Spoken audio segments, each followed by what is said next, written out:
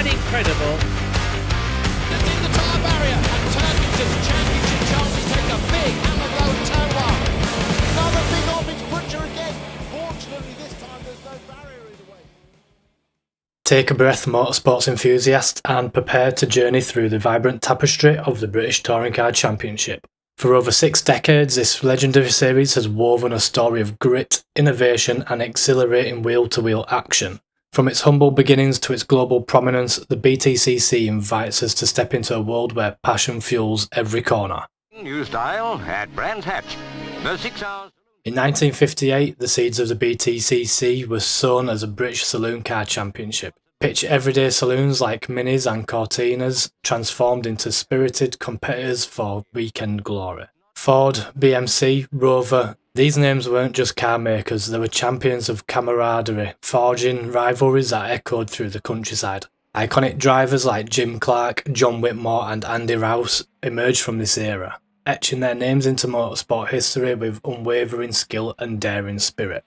Number 1, a Jag Mark II driven by Mike Parks. And standing up to the test remarkably well, a sprinkling of Minis. But it was the end of the race for a Volvo which had turned over. Maybe thanks to the safety belt, the driver was no more than shaken.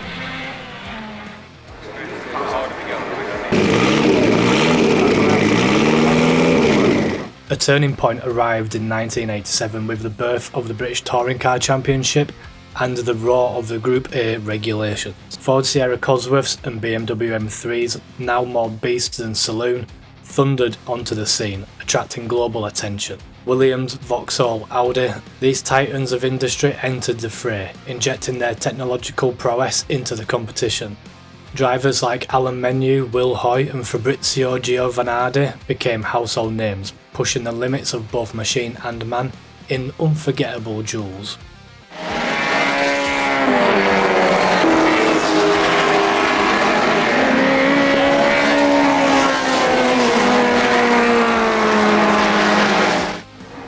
Looking back from Soper's car and Andy Rouse giving him a nudge as through goes John Clellan. The 90s ushered in the super touring era, a golden age of aerodynamically sculpted 2-litre naturally aspirated machines.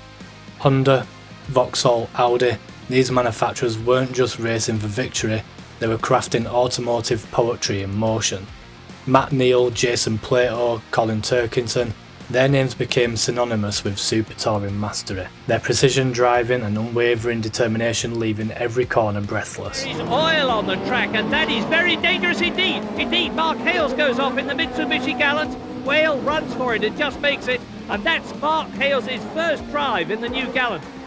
As well, the rear suspension's broken on Heinz's. The past 2 decades have seen the BTCC navigate a dynamic landscape, adapting to evolving regulations through BTC Spec, S2000 and now NGTC rules. Teams like Honda Racing, Team Dynamics, MG Sport, West Surrey Racing, they've kept the championship at the forefront, showcasing the continuous advancements in both car and driver skill. But the spirit of the underdog thrives too. Teams like Team Hard and BTC Racing prove that grit and determination can triumph against the odds.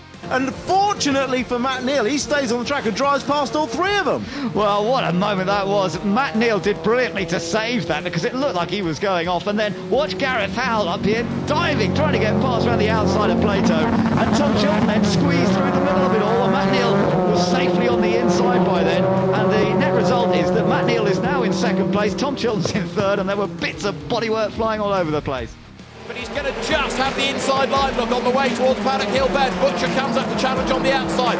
Sutton hands on with the advantage and he will lead on the run up towards Druitt. Ingram now. Today, the BTCC rolls under NGTC regulations, featuring production-based silhouettes like the Ford Focus and Hyundai i30N. While manufacturers remain integral, the door is open for talented independents to carve their own legend. Beyond speed, the BTCC embraces a future focused on driver development, sustainability initiatives, and fostering the next generation of racing stars. That was a great move, didn't lock up, is he going to get it done?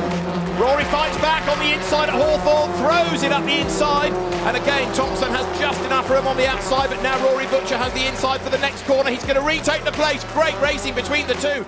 The British Touring Car Championship, a legacy etched in asphalt, fueled by passion and embraced by a vibrant community. From historic battles to cutting-edge technology, the BTCC invites us to experience the joy of driving, the thrill of competition, and the enduring spirit of sportsmanship. So fasten your seatbelt and join us on this journey, for every corner promises a moment of brilliance, a testament to the timeless allure of BTCC.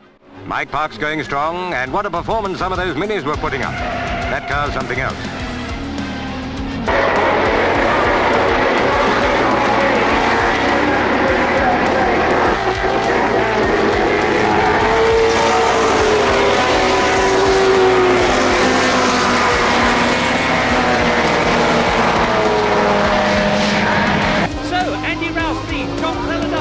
Position. Allen and Palmer have both passed Steve Soper. He must have a problem too. The conditions are really getting at the machinery here at Donington today. These two long races are sorting things out, and there are the two cars stuck in the gravel. The car's running on 3 cylinders. I knew that was going to happen. I couldn't believe it. What's going to happen here? Matt Neal's off surely. Oh, they're fighting with their towel sideways with Plato, and it's Plato who's off now. Matt Neal's got back through. Matt Neal's got back through all that. Amazing action going on. And they're right in the middle of it as well, Luke. The rear suspension's broken on Heinz's car. I knew that Muller was going to try and hold Matt Neal up because he knew his race was over. And then what happened was Matt Neal got backed into Plato and the rest of the gang, and they all just attacked him. But Matt Neal has kept going. Muller's still in problem. We're racing at front. Good start made by both the rear-wheel drive cars. It's going to be Josh Cook that hits the front, and Turkington goes very deep into the corner and through the gravel. Sutton's ahead of him, and Turkington's in the tyre barrier. And Turkington's championship chances take a big hammer blow in turn one. Another big orange butcher again. Fortunately, this time there's no barrier in the way. Josh Cook, a race one winner, is not necessarily going to lead at the end of the lap because Jake Hill stuck his nose up the inside, but that's left the door open for Ash Sutton to mount the attack for second place.